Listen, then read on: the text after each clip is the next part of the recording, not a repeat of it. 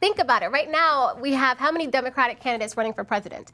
And we're not hearing about them. We're hearing about the squad, right? So President Trump, he's been called a racist so many times before. I don't think he really cares at this point. But we're not hearing anything about Kamala Harris, Cory Booker. We're not hearing about Elizabeth Warren. We're not hearing about the presidential campaigns that are going on. We're hearing about people that aren't even running for president. So I think kudos to him for pulling the strategy. So everyone was waiting to see, there was a major press conference going back and forth. Trump answered some questions outside of the Air Force One or Helicopter One.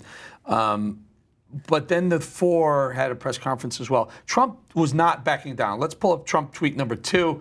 He says, "We all know that AOC and this crowd are a bunch of communists. They hate Israel. They hate our country. They're calling the guards along our border, the Border Patrol agents, concentration camp guards. They accuse people who support Israel as doing it for the Benjamins."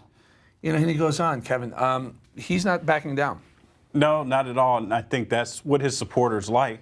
A lot of people said that's why they voted for him, because he'll say things that others are sometimes afraid to say.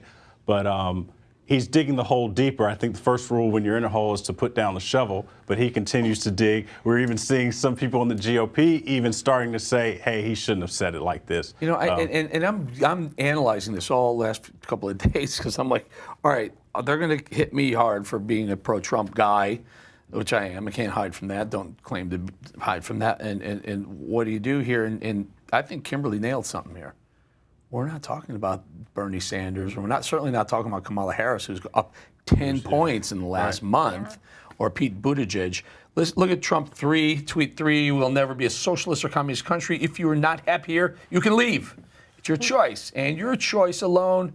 This is about love for America. Certain people hate our country. So Trump is bringing it back to a certain patriotism, likely for the base. Yeah, absolutely. And he makes a great point there. If you don't like it, you can leave. I remember before the elections, Miley Cyrus was talking about how she hated his rhetoric and how she would move to Canada or somewhere else. So did Bette Midler. Bette Midler was on her way out. No one left. No one left. Alec Baldwin. Your actions speak louder than your words. No one left. Everyone loves this country. And to me, if you're going to be here, especially if you're going to represent your constituents as a member of Congress, to me, you should be focused on the job that you were elected to do. This whole social media back and forth. I mean, sometimes I feel like I'm in high school because it's like you're watching these kids go back and forth with each other.